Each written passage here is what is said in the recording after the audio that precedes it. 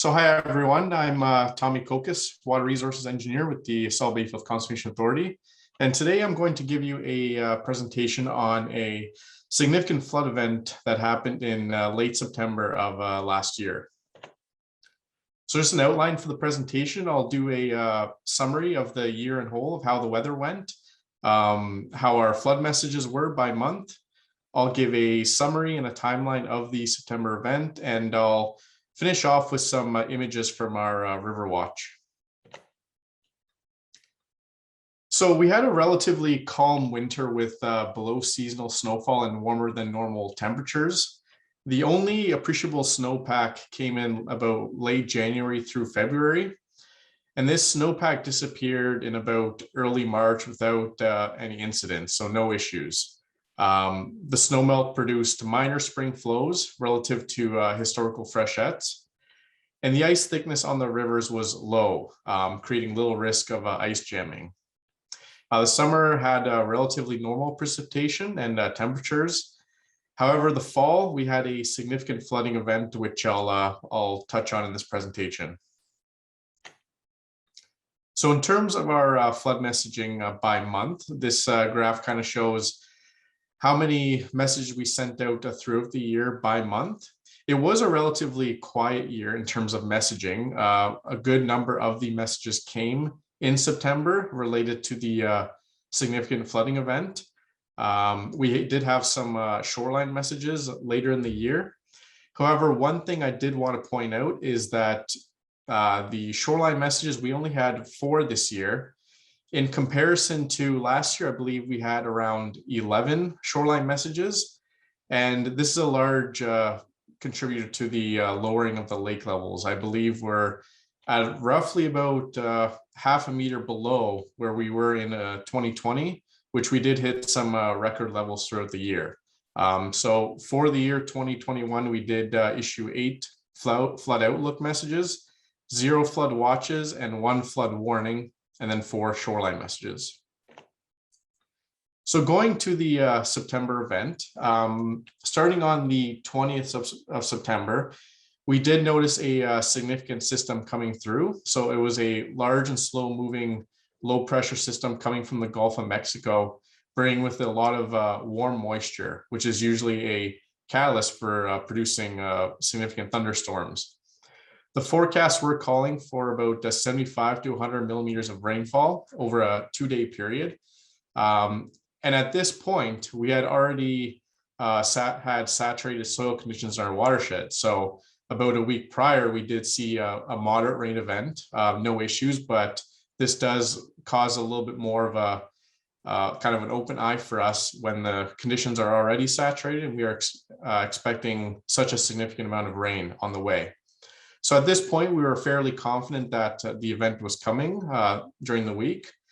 And on Tuesday morning, once we received the updated forecast, we did issue a flood outlook statement immediately because our certainty was at 100% that this event was coming through, starting Tuesday night and into parts of early Thursday morning.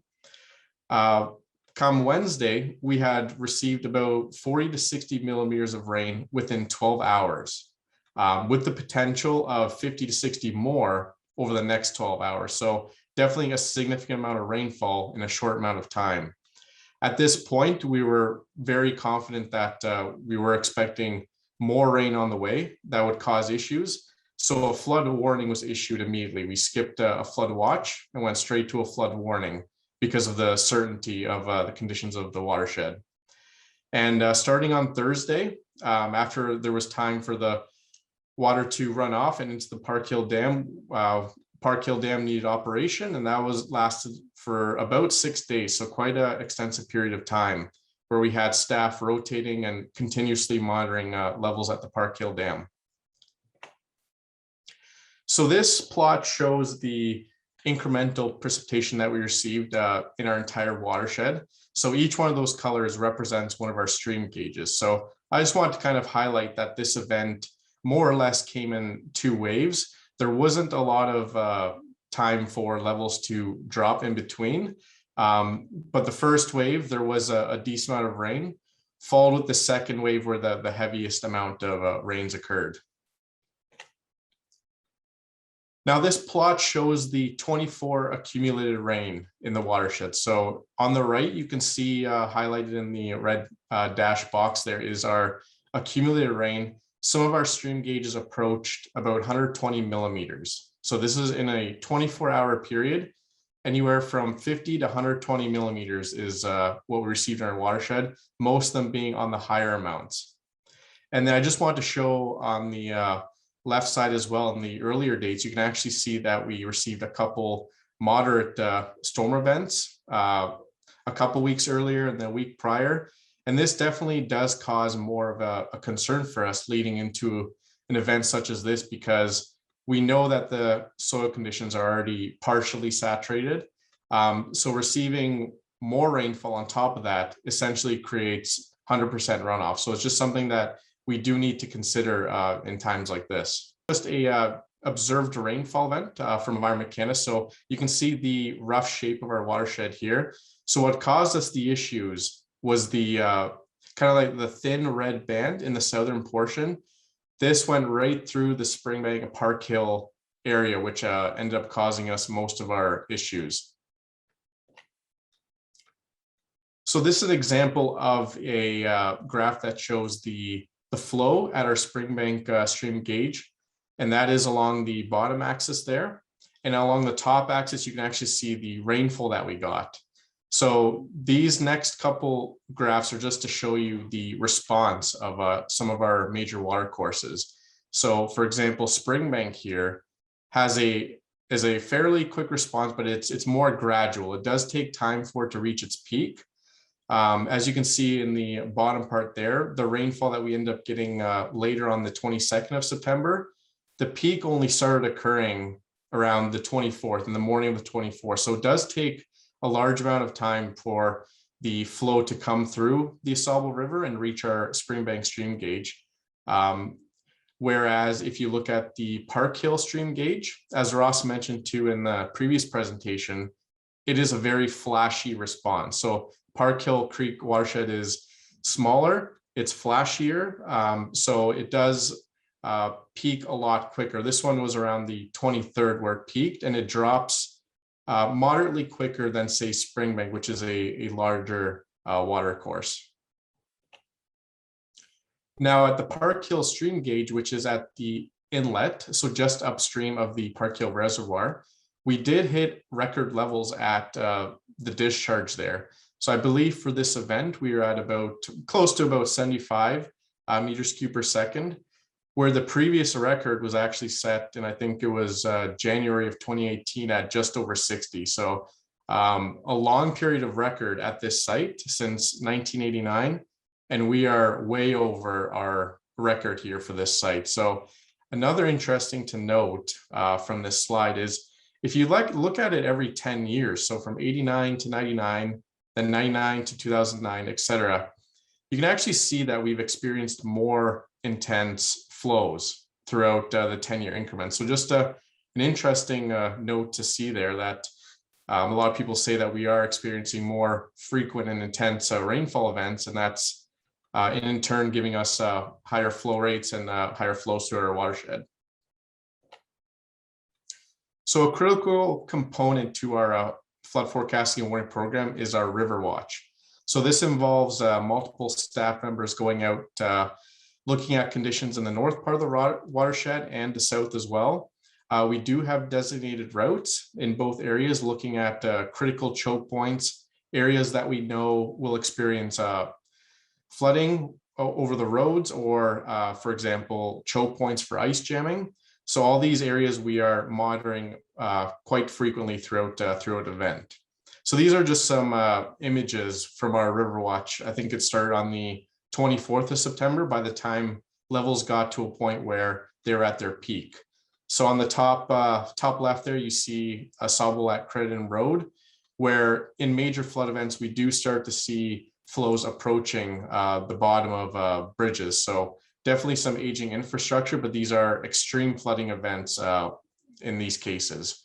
On the top right there, we have Ausable at Coldstream Road, which is a known point for flooding. So it is something that we monitor early on in our river watch, as well as New Ontario Road, which is the bottom right. This area very frequently experiences flooding. I believe it's usually one of our first locations that sees overtopping of the road there. And the bottom left there is Ausable Drive near Brinsley Road. So if I recall correctly, we did have numerous road closures throughout our watershed, but especially in Middlesex County where the rains were the heaviest. This is part of the Parkhill Creek River Watch. So this is in the southern portion, getting close to the outlet. On the right side, you see Parkhill Creek at Greenway Road, which many may know better as the Tri-County Bridge. And what's interesting from this image is you can see the bush line. So that is where the top of the bank should be for the Parkhill Creek, but you can see it's exceeded its capacity easily and spilled over to the neighboring farm fields. So this is one area where we typically do see this type of flooding. The farm fields surrounding the river are low-lying flood areas, so they are usually the first to flood. As you can see on the left side, those are kind of the images surrounding this area. So essentially, if you stand on the bridge here, you look around 360 degrees, you really do see almost what looks like lakes surrounding the creek here. So pretty fascinating, definitely a lot of water moving through here. So just something I want to point out there. And this is at Parkhill Dam, which Ross talked about in the previous presentation as well. Top two photos are directly at the control tower for Parkhill Dam. And what I want to point out here is that the level of the reservoir. So this was close to the peak at Parkhill Dam. And you can see that the level is actually just at the top of the riprap. So you can't really see that now in this image, but there is an extensive amount of riprap underneath that water that protects the bank there from erosion. So this is a designed engineer height, and it pretty much just shows that it is working well, and that's where the water level is kind of plateaued. And if you look at the bottom image there, that is the Parkhill Dam near McGuffin Hills Drive. So if it crosses over the road there, it's getting into the emergency spillway. So this location is right where the docks are, which you can see is completely flooded. And you can actually kind of see from the tree line there of where the top of the bank should be, but it is overspilled. So we actually didn't have the water completely go over the road, but we did have it getting fairly close. So these are some images at Morrison Dam here in Exeter. We did have an extensive cleanup after the event. We have a lot of debris built up here from our safety booms. We did have a number of large logs that collected that we had to go out and remove. And if you look at the bottom two images, it kind of just shows a perspective of what we were kind of seeing in high flow conditions in the bottom left picture there. And if you actually look closely at that photo, on the kind of on the right side of where the outlet is, you can see the debris line in the grass. So we did have very, very high flows at Morrison Dam, even exceeding the top of the shore there. And then on the bottom right is what you typically see in normal conditions. So typically a very steady fall of water. And then lastly, I just kind of want to show a video just to put in perspective, just the intense amount of flows that were coming through here. And you can actually see once I play the video of the flows spilling over. So I'll just play this here. So again, very turbulent, very high flows coming through here and into Exeter, which is essentially why we say in all of our messages, just reminding residents to stay clear of water courses, just because of the danger that the intense flows can bring. And that is all I had for my presentation. And thanks, everyone. Hey, Jeff, just a quick question. Yes. So David Clark here from Perth County. We're looking at, when we talked about initially in your presentation about high-res and, we're engaged more on a data size side now and looking at how we conduct ours rather than, opinion or subjective data that in the past people used. And we're trying to see what data is out there that maybe we can pull some from you guys as well, to not so much about your dam maintenance and stuff, but the downstream infrastructure that's impacted by the rivers and the creeks and stuff when they do, because these events seem to be have greater intensity nowadays when they do occur. So is there any guidance you can give us there when we're looking towards predictability and using that data to actually look at capital projects for, this bridge has been impacted by ice so many times over the last few years and it's looking like it's going to proceed forward. Any advice there? Well, I can give a little bit, and maybe I'll let some of the other guys chime in as well, because they're dealing with it more on a day-to-day basis. Certainly in terms of predicting it, we are constantly working on updating or refining our models, our floodplain models, and we continue to upgrade with new bits of software that are coming out that are quite powerful, frankly. There's also a lot of hindcasting that we've been doing in terms of this storm generated this much flow. And you can see through the great graphs that Tommy had that we do keep some fairly good accurate charts and measurements. As for the impacts on infrastructure, whether it be private or publicly owned, our information is more anecdotal than anything, frankly. Davin showed the picture of Petty Street. It's really when we hear of a problem with the road, that it's been washed out or it needs to be resurfaced or something like that. When that happens, then we kind of try and mesh the two data sources, the amount of flow versus the impact. But that's more, as I say, that's more of an anecdotal thing than anything substantiated with detailed studies, frankly. So short answer is we can provide perhaps a key or a part of the key or piece of the puzzle, but not all of it. No, I think you covered it really well, Jeff. The one thing that we do update with our floodplain mapping too is if there are changes in road elevations, that does change the floodplain or where the water might flow. I want to point back just to Ross's presentation, actually, a really interesting point there with McGuffin Hills Road, which is actually acts as a control for the Parkhill Dam spillway.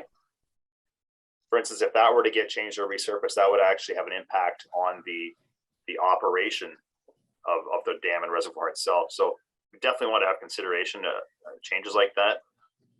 Certainly, Jeff, back to your comment about knowing where the thresholds are for different levels of events and what roads are impacted. I think we have a fairly good handle on that. We have different levels at certain rivers where we know that certain roads are going to go underwater. So we're constantly building that database, though. Yeah, and I guess sorry to interrupt just before you go, Russ. I'd be remiss to say we have engineered flood lines for the bulk of our urban areas. So we have a good modeling understanding of where what we call the regional flow is, or the regional floodplain. And that goes to inform our regulatory activities under the Conservation Authorities Act. It doesn't really connect with a 1 in 50 year storm or a 1 in 100 year storm, but that's also another piece of the puzzle that we have at our fingertips. Just one follow-up comment to Jeff's comments. We have traditional low-lying areas that are traditionally floodplain, and we end up with maps on it. What we have found under certain circumstances is that flooding can sometimes happen in unusual places under unusual conditions. So for example, sometimes all it takes is the wrong culvert or the wrong infrastructure to get blocked, and all of a sudden water is diverted in a different area, and you get flooding in an area that's never happened before because that infrastructure had worked properly the way it was designed. And sometimes all it takes is the wrong piece of tarp to blow across the culvert or something like that, diverts water into other areas, and it and they're completely unpredictable. You can't predict when a tarp is going to blow off a truck and jam up a culvert. So just one last comment on that issue. Yeah, I know. We're trying to look at, is there, again, paying upfront by building hard mitigation to assist with these events versus, what we've seen out east and out west this year, where the infrastructure protection wasn't put in place, and they're now paying very much on the other end.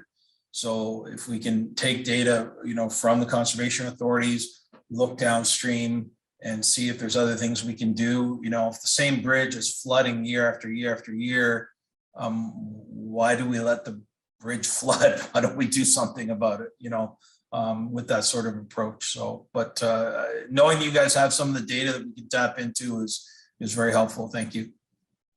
So just to go through the current watershed conditions, what that means in the short term and what that means looking out over the next couple of weeks, where our flood risks are. I'm going to start with an satellite image that was captured on Sunday. It's a clear sunny day.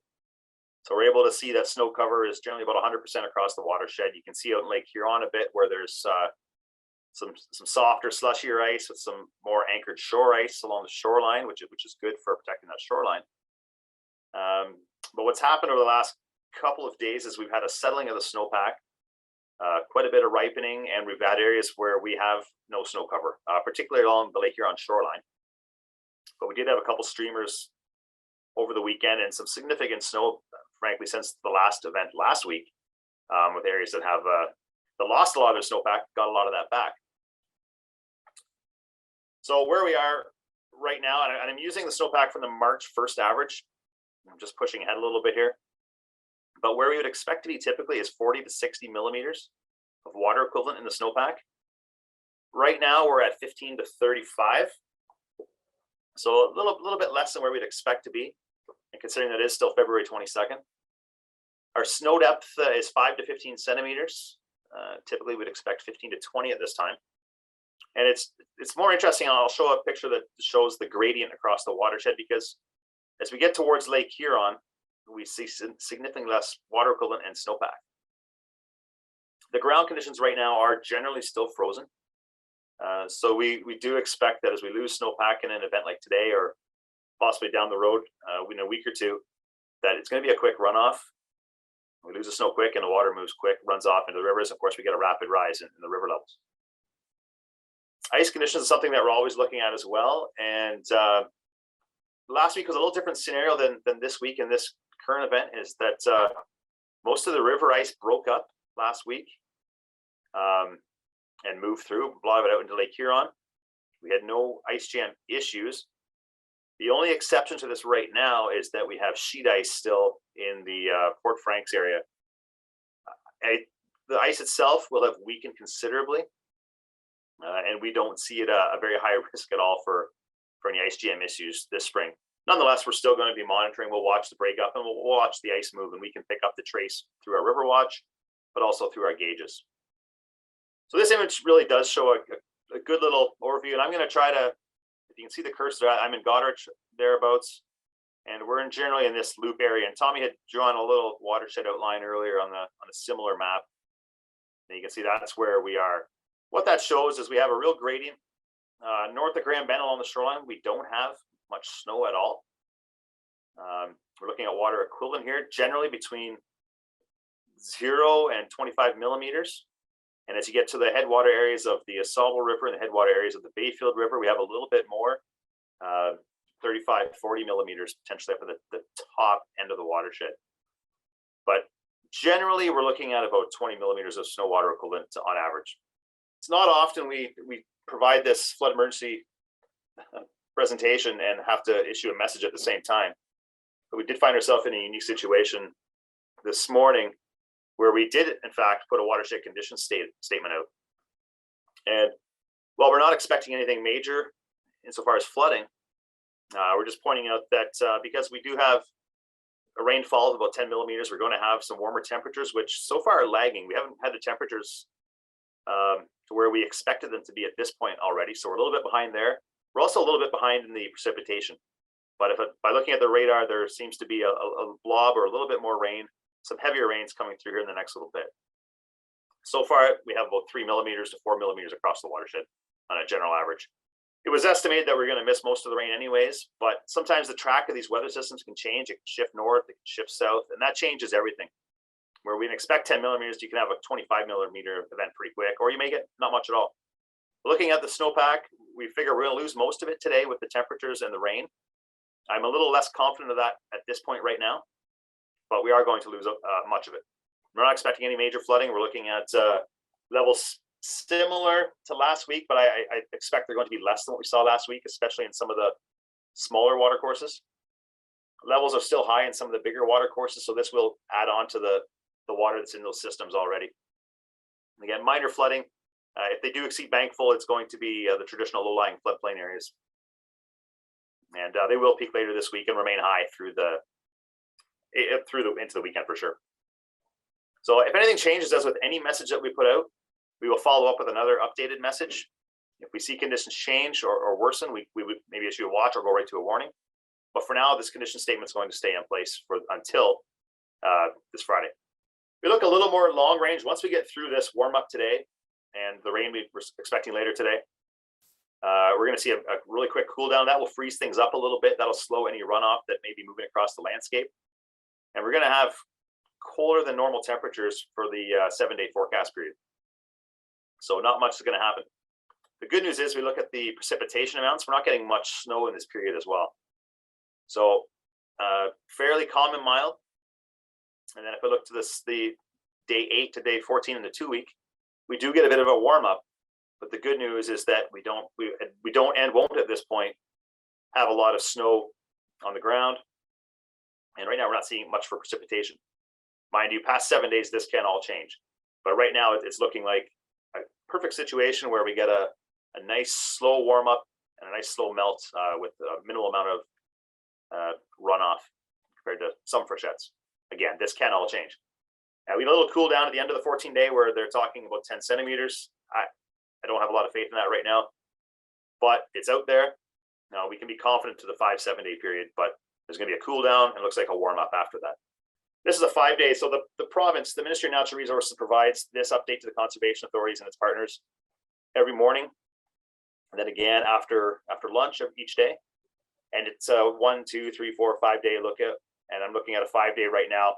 And really for where our watershed is down here, we're looking at about 10 to 15 millimeters over the 5 day. And that includes liquid water content in the snowfall as well.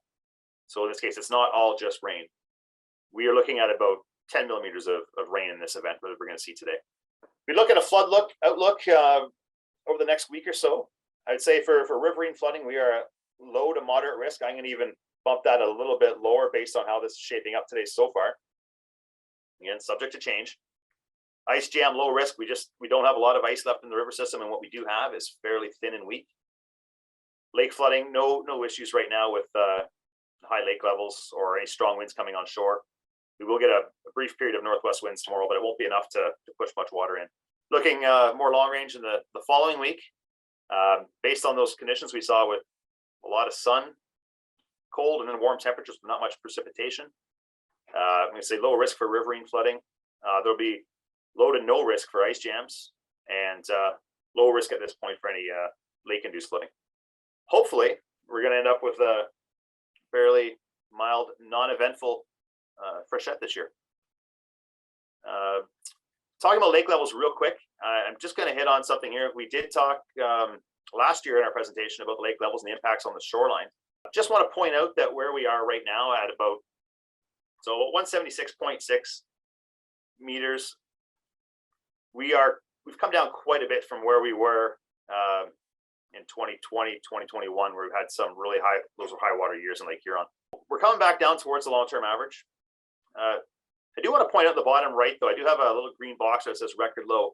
I do find it interesting that we had our record lows in December of 2012 and January of 2013. And within 7 years, we were at record highs and then quickly bouncing back down towards normal. It's quite a swing.